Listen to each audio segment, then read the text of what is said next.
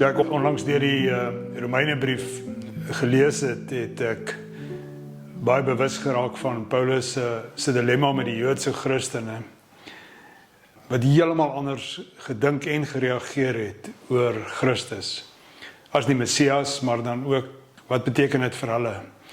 Hulle het eenvoudig hierdie obsessie gehad met die wet en die belangrikheid van dit en natuurlik al daai ander voorskrifte wat bygekom het. Honderde van die goed. En dit voel vir hulle of dit nou by die agterdeur uit is. Terwyl Paulus heeltyd vir hulle sê, nee, dit is nie, maar sit jou nou vir 'n oomblik in die heidene se plek. Die heidene wat die eerste keer die evangelie hoor 'n baie eenvoudige evangelie boodskap. En dis nie gekontamineer met julle geskiedenis en waar julle vandaan kom. So vir die heiden Christen is dit maklik.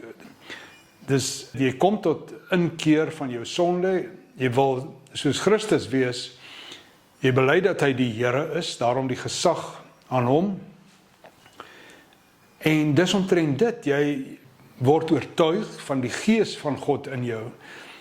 En jy leef 'n lewe waar die sonde een kant toe geskuif is.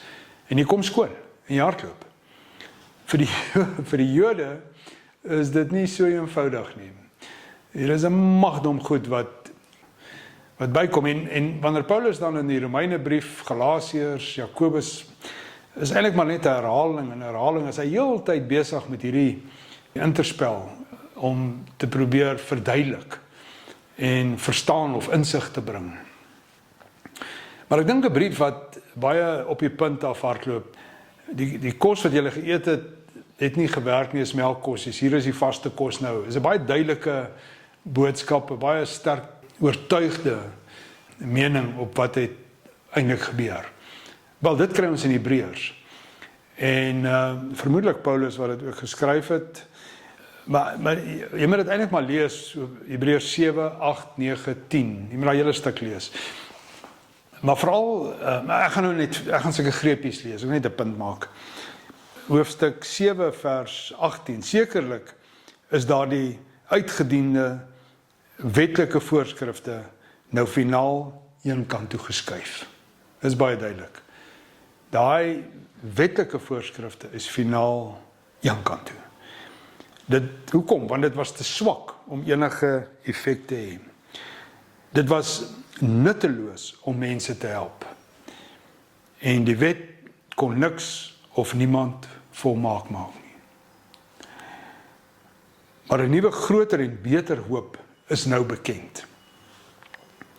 En hierdeur kan ons nou baie naby aan God kom. Nou spring ek sommer na hoofstuk 8 toe. As die eerste verbond, so luister nou net na die logika. As die eerste verbond sonder enige tekorte was, sou dit glad nie nodig gewees het om 'n tweede verbond in plek te sit nie. Verbond is 'n ooreenkoms. As die eerste verbond goed was, gewerk het, sou dit glad nie nodig gewees het vir 'n tweede ooreenkoms nie. Maar God kritiseer Israel oor die eerste verbond as hy sê, kyk, daar kom daar, sê die Here, dat ek met die huis van Israel en met die huis van Juda 'n nuwe verbond sal maak. En dit sal nie wees soos daardie verbond wat ek met hulle voorouers gemaak het nie. Dit was op daardie dag toe ek hulle hand styf vasgehou het sodat ek hulle uit Egipte kon lei. Omdat hulle nie getrou was aan my verbond nie, het ek hulle een kant toe gestoot, sê die Here. So laat ons nie twyfel hieroor dat die rede hoekom Christus gekom het en God sy seun stuur vanuit sy groot genade, is omdat dit wat daar was gewoon nie gewerk het nie. En dit was hierdie 1000+ jare van op en af in die geskiedenis. Ek meen, iemand moet eendag die navorsing doen en kyk hoeveel keer het Israel of die volk teen God gedraai, wat sê woord, teleurgestel, dit net nie gemaak nie. En dis 'n storie van net ongehoorsaam, vergifnis, probeer weer, God se genade, die liefde is daar, ensovoorts. Dit hou net nie op nie.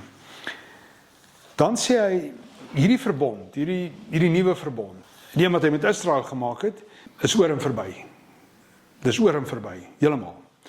Ek sal sorg dat my wette nou deel van hulle gedagtes word. So dit wat op papier was, die instruksie, dit word nou deel van wie jy is. Ek sal dit skryf in hulle harte. Nou ons weet in daai tyd is met hart bedoel jou denke. Ek sal hulle God wees en hulle sal my volk wees. Wel, dit was die ding in die begin ook, maar nie gewerk nie, nou doen ons dit oor. Dit sal glad nie meer vir iemand nodig wees om vir ander mense in die land of vir hulle familielede te leer nie. Hulle sal nooit weer hoef te sê, jy moet die Here leer ken nie. Met ander woorde, hier kom 'n radikale andersheid. En dit is dat wanneer jy God se verlossende genade ontvang, en wanneer jy die Gees van God in jou het, dan is jy. Dan is jy. Dit beteken nie, daar's nie nog groei nie, en daar's nie nog leer nie, maar dan is jy. Want almal sal my ken en eer. Vanaf die kleinste tot die grootste sal hulle my dien. En ek sal genade aan hulle bewys, ten spyte van al die verkeerde dinge wat hulle gedoen het. Ek sal hulle glad nie meer aan hulle sondes onthou nie. Wanneer God praat van 'n nuwe verbond, maak hy self die eerste een oorbodig. En dit wat oorbodig en stokoud geword het, staan op die punt om altyd te verdwyn. So hierdie is hard, en dis hard en radikaal en skerp, maar God bedoel dit so, en die skrywer bedoel dit so. Hy bedoel dit so. Hier's nie kortpad nie. Ek spring hoofstuk 9, ek gaan sommer bo oor hom en dan net nog 'n stukkie in hoofstuk 10. In hierdie nuwe verbond word ons heilig gemaak. Ons is verseker anders. En ons word aan God toegewy, omdat Jesus Christus sy eie liggaam eens en vir altyd vir ons as offer prysgegee het. En dan vers 14. Deur een offer het hy almal vir altyd volmaak gemaak wat toegewy is aan God. Deur een offer het hy my volmaak gemaak wat toegewy is aan God. Deur een offer het hy jou volmaak gemaak as jy toegewy is aan God. Die Heilige Gees deel ook sy getuienis hieroor met ons. Hy sê die volgende: dit is die verbond wat ek met hulle sal maak as daardie dae verby is, sê die Here. Ek sal my voorskrifte in hulle harte graveer. Lees denke, ek sal hulle voorskrifte, dit wat jy moet doen, dit wat vir God belangrik is, dit wat die wil van God is, sal ek in jou binnekant inskryf. En ek sal dit in hulle gedagtes skryf. En ek sal hulle sondes en hulle wetteloosheid glad nie meer onthou nie. Met ander woorde, wat eens 'n voortdurende proses was van het kom vry en moenie teruggaan nie, is nou 'n skoon bladsy, heeltemal anders. Waar vergifnis van sonde plaasvind, is geen verdere offers vir sonde meer nodig nie. Met ander woorde, eenmalig afgehandel. En dan hier in vers 24, kom ons gee om vir mekaar. Met ander woorde, daai kwantum sprong vorentoe, dat vanuit my oortuiging dat Christus in my is, die krag van die Gees van God in my, daarom kan ek ook nou omgee vir ander. Ek meen, daai hele Matteus 5, die bergpredikasie, kry amper hande en voete in hierdie enkele sinnetjie. Ons is vrygemaak deur die bloed van Jesus Christus. Ons word nuwe mense met 'n baie eenvoudige belydenis wat sê dat Christus is die Here. Ek het die Gees van God in my en ek leef die nuwe lewe. Ek leef dit wat God wil hê ek moet doen. Ek word dit, want ek is dit. Dis die evangelie.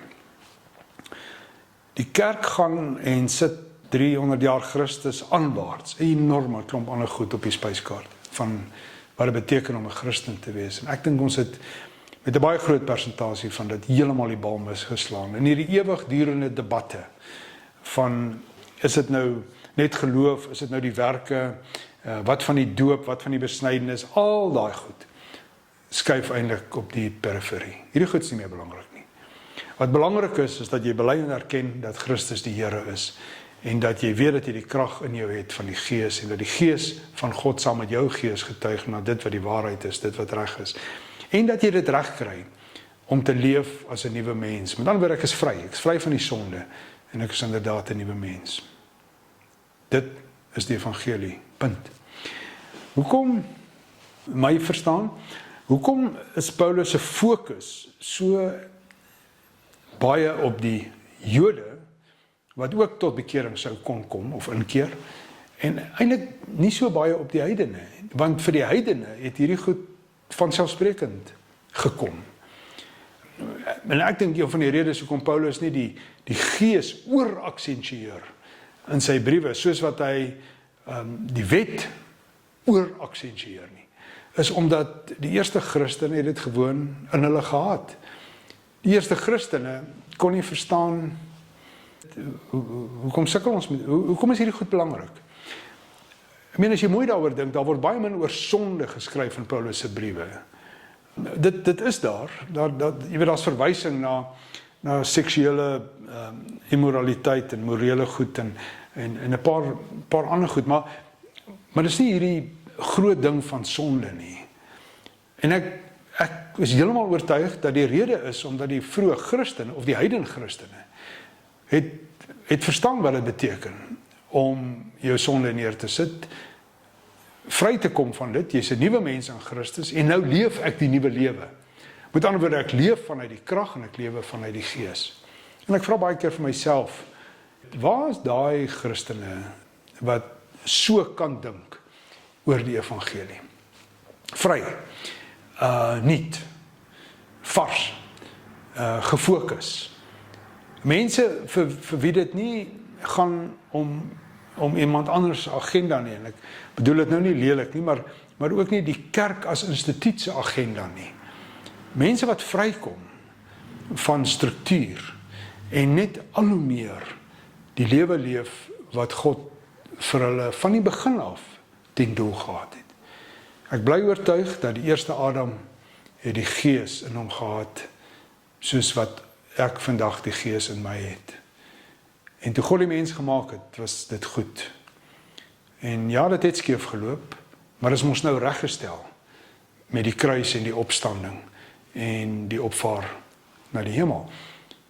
En wanneer die Heilige Gees vir ons gegee word, dan word dit vir ons gegee as waarborg, word vir ons gegee as troos, dit gee vir ons, dit word vir ons die moontlikheid tot nuwe lewe. Kan ons net dit aanvaar as die evangelie, so eenvoudig soos dit. En dan leef jy jou lewe vanuit daardie geloof. Dan word baie van die goed wat geïmpliseer word as omgee goed. Die goed wat ons moet doen, ook vir ander mense. Baie van dit word eintlik maklik.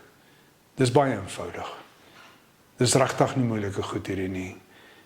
Maar sonder Christus, sonder jou onderwerping aan sy gesag en sonder die krag van die Gees in jou, is dit natuurlik onmoontlik. Dis dit nie moontlik nie. Maar dis die evangelie. Die evangelie het dit vir ons moontlik gemaak om soos Christus te wees vir hierdie wêreld. Kan ons daaraan vashou? Net dit. Sterkte. Ek rook, soos wat ek praat, rook ek hierdie goed in my pyp.